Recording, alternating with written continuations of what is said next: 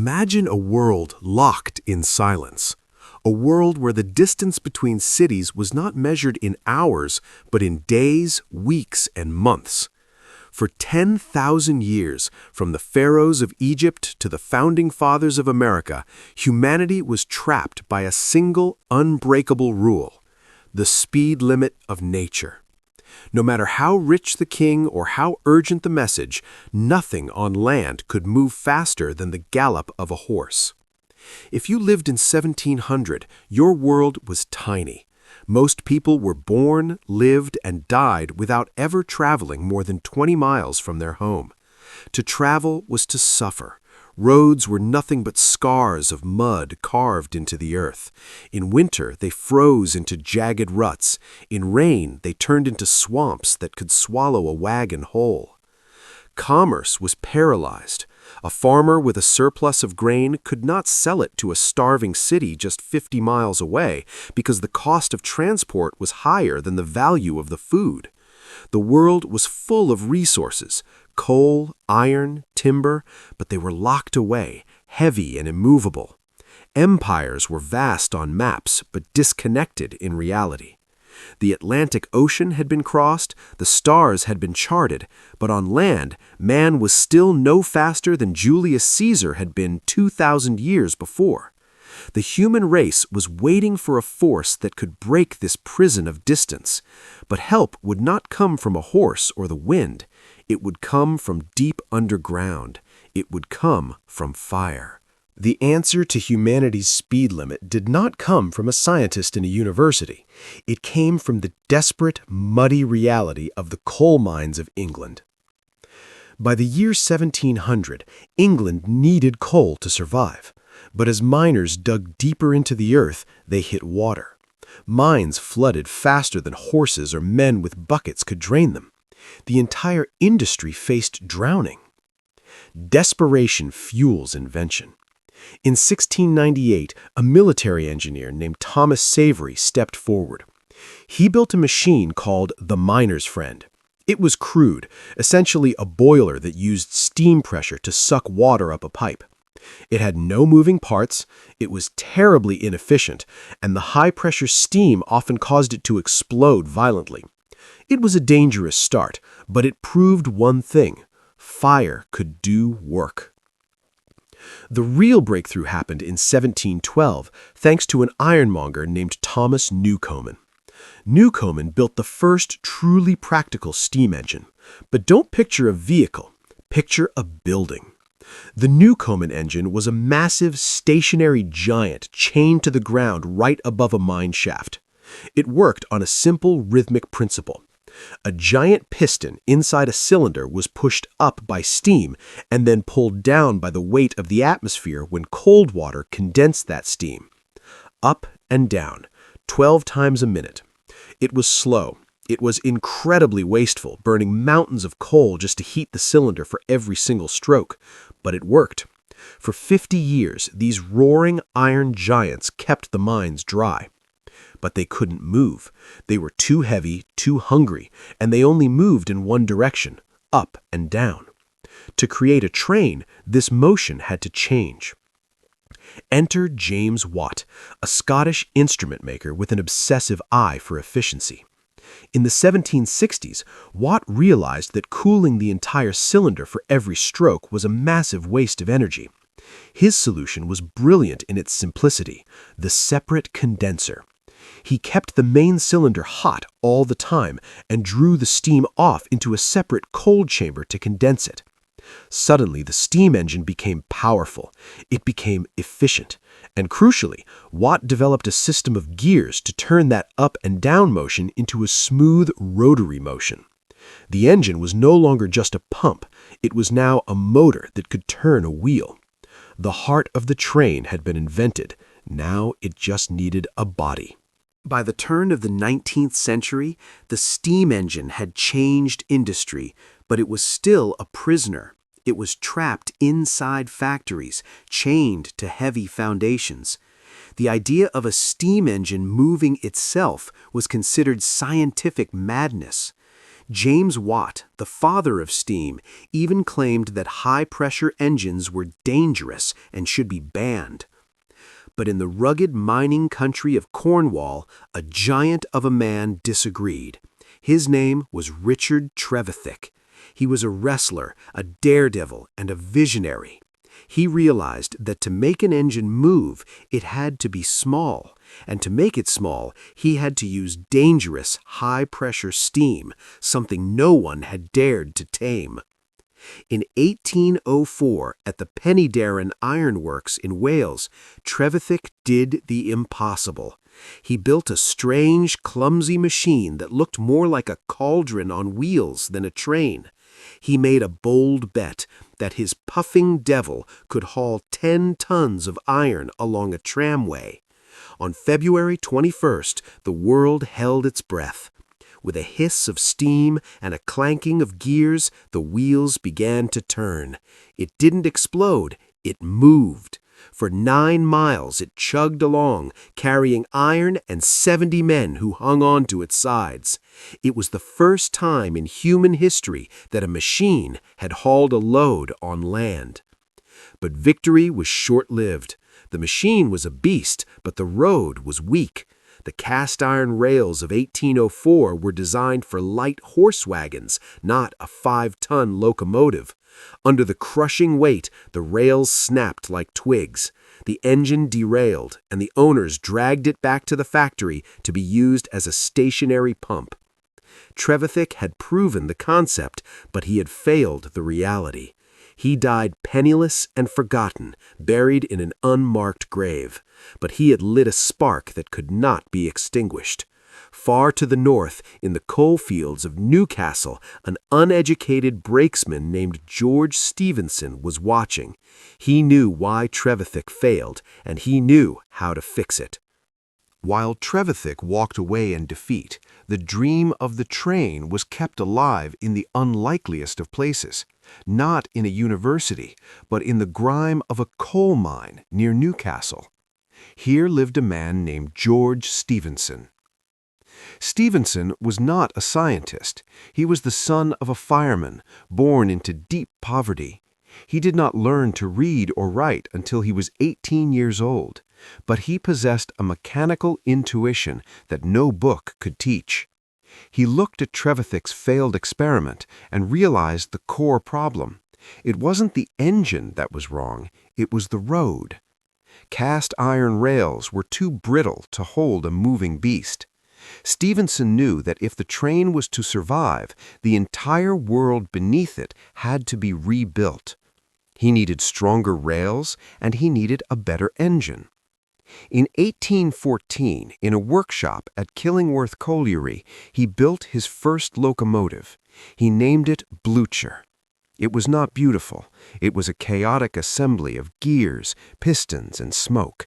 It crawled at a walking pace, less than 4 miles per hour, but unlike its predecessors, it did not break. For the first time, a machine could haul 30 tons of coal up a hill without exploding or destroying the track. But the world wasn't watching. For 8 long years, Stephenson worked in isolation, tinkering, improving, and obsessing. He invented steam springs to cushion the engine's weight. He developed wrought iron rails that could bend instead of snap.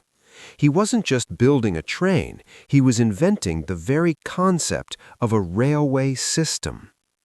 But the rich investors and politicians in London laughed at him. They called him a madman. They said trains would poison the air, kill birds, and stop cows from producing milk.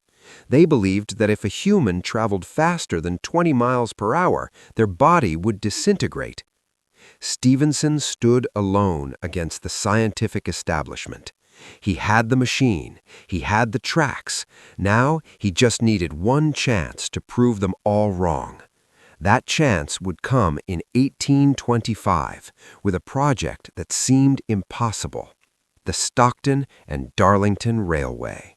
September 27, 1825. This was the day George Stephenson had waited his entire life for, the opening of the Stockton and Darlington Railway. It was billed as the first public railway in the world to use steam locomotives. The atmosphere was electric, almost terrifying. 40,000 people gathered along the 25-mile route, but many hadn't come to celebrate. They had come to watch a disaster. The skeptics in London had convinced them that the engine would blow up or that the wheels would simply spin hopelessly on the smooth iron tracks. At the starting line stood Locomotion Number 1.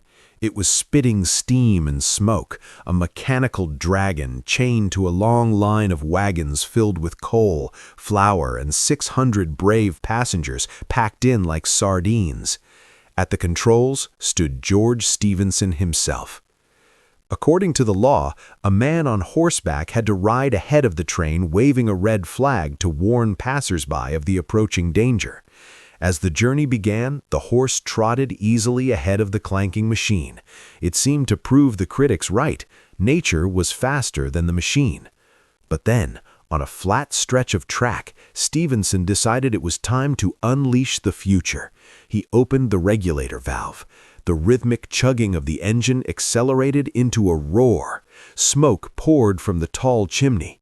Slowly, inexorably, the iron beast began to gain on the flesh-and-blood horse. The rider, realizing he was about to be run down, had to pull his horse off the track to let the future pass.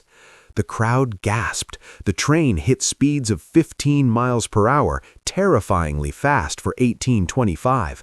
People on horseback galloped alongside, struggling to keep up. In that moment, everyone watching realized the truth. The era of the horse was over. The age of steam had arrived. The train arrived in Stockton in triumph. Stephenson had proven the technology worked. But this railway was still primarily for carrying coal. The real test, the one that would convince the world that trains were for people, not just rocks, was yet to come. A massive contest was about to be announced that would crown the ultimate champion of steam. The success of 1825 was just the beginning.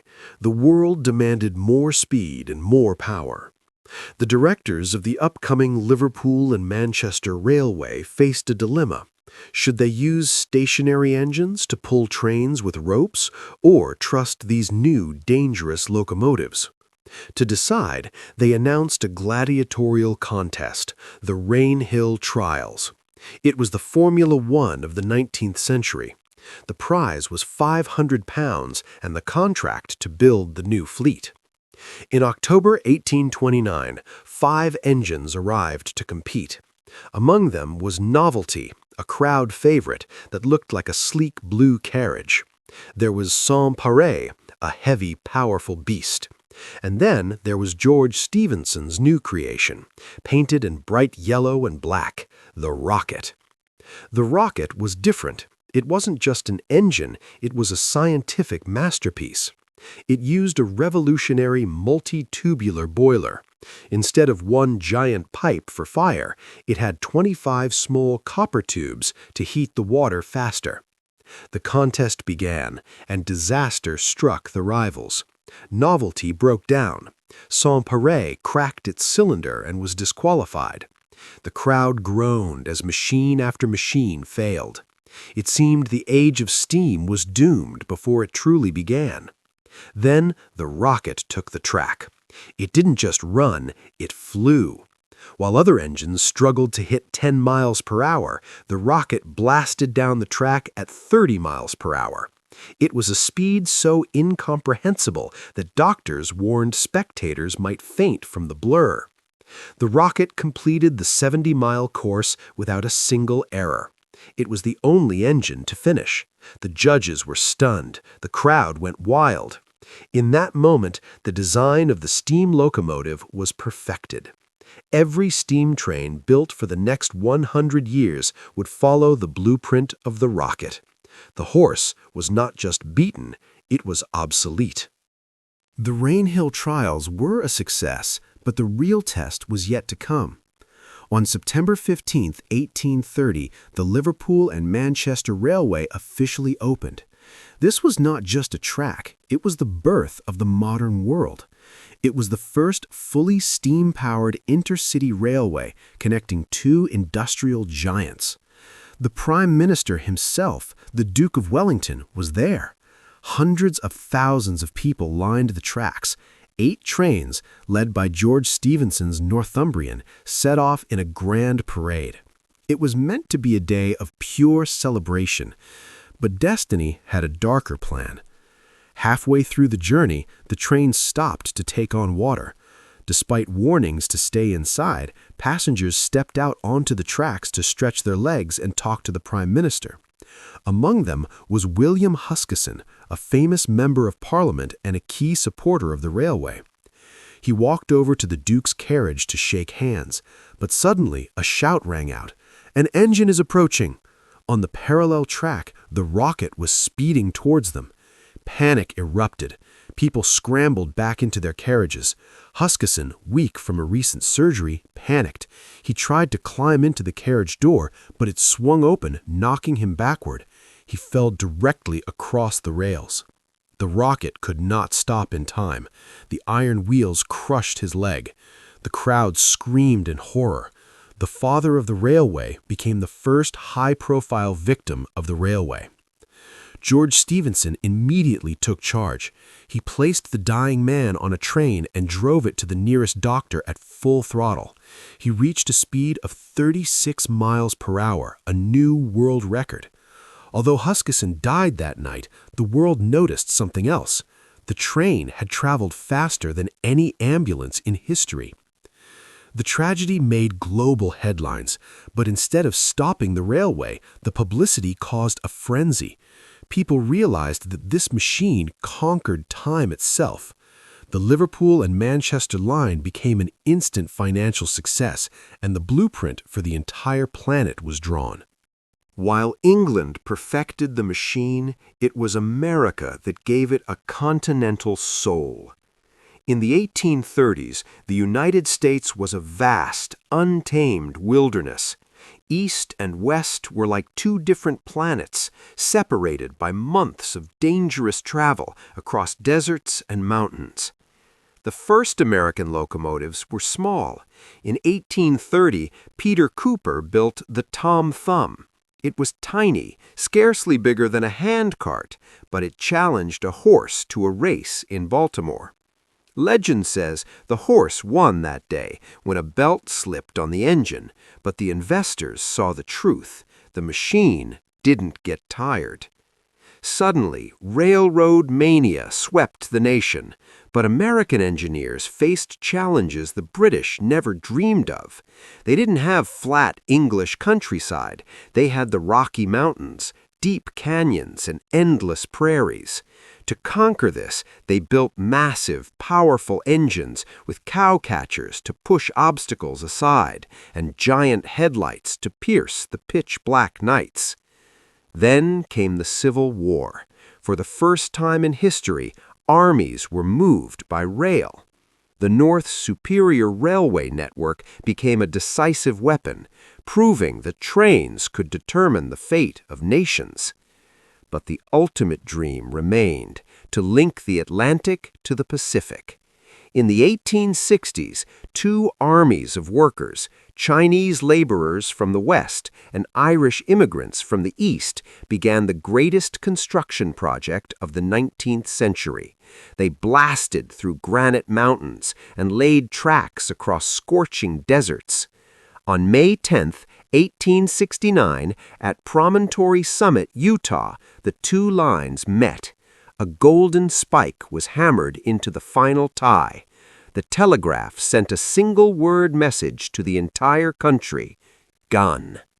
For the first time, a traveler could go from New York to San Francisco in days, not months.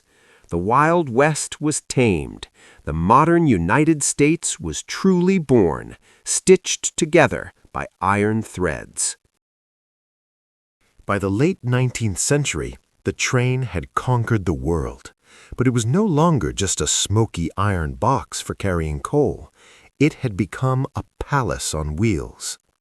This was the golden age of steam. In 1883, the legendary Orient Express made its first journey from Paris to Constantinople. Kings, spies, and artists dined on fine china and slept in velvet beds while crossing borders in the dead of night. The train became a symbol of ultimate luxury and mystery. But as trains connected the world, they revealed a strange problem. Time itself was broken. For thousands of years, every town kept its own local time based on the sun.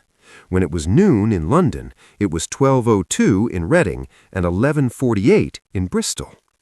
This didn't matter when you traveled by horse, but for a train moving at 50 miles per hour, these differences were a disaster. Schedules were impossible to write, collisions happened because two engineers had watches set to different towns. The world needed a master clock. In 1884, because of the railroad, the nations of the world met and divided the planet into 24 time zones. The train didn't just shrink distance, it forced humanity to synchronize its watches. Engineering reached new heights, too. To cross valleys, engineers built terrifyingly high steel bridges. To cross mountains, they dug tunnels like the 9-mile Gotthard Tunnel in Switzerland, battling heat and rock to stitch nations together. By the year 1900, the steam engine was the undisputed ruler of the earth. But every king must eventually fall. In the shadows of laboratories, inventors were already toying with new powers, electricity and diesel. The smoke of the steam age was about to clear, making way for the speed of the future. For over a century, steam was king. It built nations and won wars. But by the mid-20th century, the king was dying. Steam engines were powerful, but they were hungry beasts, dirty, inefficient, and expensive to maintain. Slowly, the roar of the fire was replaced by the hum of electricity and the rumble of diesel. In the 1930s, sleek streamliners appeared, trains designed not just for power but for aerodynamics. They looked like spaceships compared to the blocky engines of the past. But the biggest leap came from a nation rebuilding itself from ashes. In 1964, Japan unveiled the Shinkansen, the bullet train.